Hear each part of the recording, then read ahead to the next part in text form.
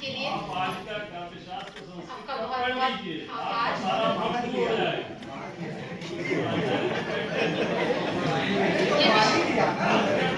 आते हैं आज के मुख्य विषय रचना आलोचना के अंतः संबंध भारतीय परंपरा का पक्ष। सब जानत प्रभु प्रभुता सोई तदपि कहे बिनु रहा न कोई। इस बारे में मैं भी अपने कुछ विचार रखना चाहूंगी। जीवन प्रतिक्षण बदलता रहता है और बदलती रहती है कवि की रचना प्रक्रिया। रचना साहित्य का संस्कार विकसित करती है तो आलोचना उसे अधिक परिष्कृत करने का काम करती है। तकनीक और विस्मरण से भरे इस युग में आलोचना पाठक को उसकी जड़ों की स्मृति कराने का काम करती है। आलोचना का कार्य जितना रचना समीक्षा का है, मेरे विचार में उतना ही सभ्यता समीक्षा का भी है। जैसा कि मनोज सर कह रहे थे कि परंपरा हम भूलते जा रहे हैं। जरा ही सोच कि गुजरेगी उस गुलाब पे क्या, जो शाख पर तो रहे गंध से बिछड़ जाए। इलियट कहता है जिसे अपनी परंपरा का जितना बोध होगा वह उतना बड़ा कवि होगा। यह शर्त आलोचना पर भी 100% रूप से लागू होती है। एक प्रश्न और जो आलोचना और रचना के अंतः संबंधों पर विचार करते हुए बार बार मेरे मनोमस्तिष्क में गूंजता रहता है कि क्या काव्य शास्त्र विनोदेन कालो गच्छति धीमताम वाले इस देश में आलोचना की कोई पूर्व परंपरा नहीं रही होगी? केवल साहित्य ही रचा जाता रहा 900 वर्षों तक, जबकि व्यवहार में हम देखते हैं कि आलोचना का उद्भव रचना के तुरंत बाद अनुकूल या प्रतिकूल प्रतिक्रिया के रूप में सामने आता ही है। मौखिक आलोचना तो लुप्त हो जाती है, पर लिखित आलोचना के साक्ष्य सदियों तक मौजूद रहते हैं। ठेठ भारतीय आलोचना की परंपरा में टीका और भाष्य के साथ पद्यात्मक, पद्यबद्ध, सूत्रात्मक शैली को देखा जा सकता है। जैसे उपमा कालिदासस्य भारवेरर्थ गौरवम दंडिना पदलालित्यम माघे सती त्रयो गुणा। एक श्लोक में चार कवियों के वैशिष्ट्य को उद्घाटित करने वाला यह श्लोक कितना महत्वपूर्ण है। या कहें बाणोच्छिष्टम जगत सर्वम, यह सारा संसार ही महाकवि बाण का जूठन सी जान पड़ती है।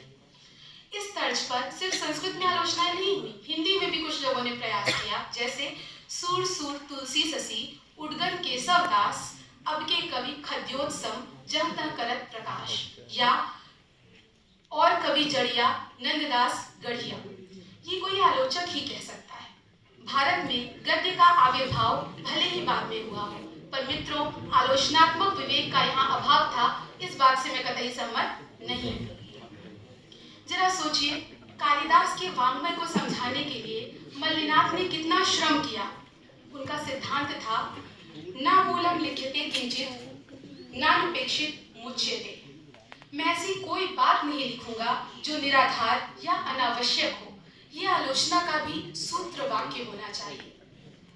इसी क्रम में मुझे याद आते हैं अभिनव गुप्त, जिन्होंने ध्वन्यालोक पर लगभग 100 वर्ष बाद ध्वन्यालोक लोचन नाम की टीका लिखी और उसके बाद पुनः ध्वन्यालोक पर चर्चा परिचर्चा प्रारंभ हुई। इसी तरह हिंदी में एक बड़े प्रख्यात जगन्नाथ दास रत्नाकर हुए हैं, जिनके उद्धव शतक से हम सभी परिचित हैं, पर उन्होंने बड़े ही श्रम से बिहारी सतसई की टीका लिखी है, बिहारी रत्नाकर। तो ये प्रश्न उठता है कि ये क्या जो भाष्य या टीकाएं हैं उन्हें आलोचना माना जाए अथवा नहीं, जबकि आज आलोचना के नाम पर किसी पुस्तक पर छोटी सी टिप्पणी लिखकर छुटभइये लोग आलोचक बने घूमते हैं। शुक्ल जी न होते तो क्या हम जायसी को जानते, जिनका पद्मावत मूल रूप से फारसी की नस्तालीक लिपि में है। उन्होंने जायसी ग्रंथावली की लंबी भूमिका लिखकर जायसी को सूर तुलसी के बरक्स खड़ा कर दिया। तो ये है आलोचना की शक्ति।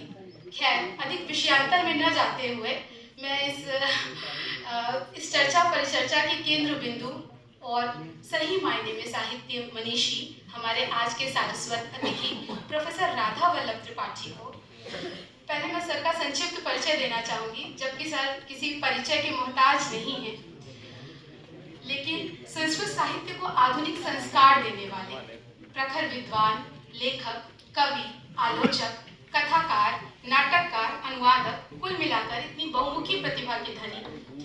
और वर्ष 1994 में सर के काव्य संग्रह संधानम को साहित्य अकेडमी पुरस्कार प्राप्त हुआ। उनकी पुस्तकें 100 से अधिक पुस्तकें हिंदी, संस्कृत और अंग्रेजी में प्रकाशित हैं। किसी ने सच ही कहा है, किसी को बेसबब शोहरत नहीं मिलती है ए वाहिद, किसी को बेसबब शोहरत नहीं मिलती है ए वाहिद, उन्हीं के नाम है दुनिया में जिनके काम अच्छे हैं। ऐसे लब्ध प्रतिष्ठित विद्वान एवं यशस्वी आचार्य प्रोफेसर राधा वल्लभ त्रिपाठी को अब मैं बड़े सम्मान के साथ यह मंच समर्पित करना चाहूंगी। सर आए और अपना वक्तव्य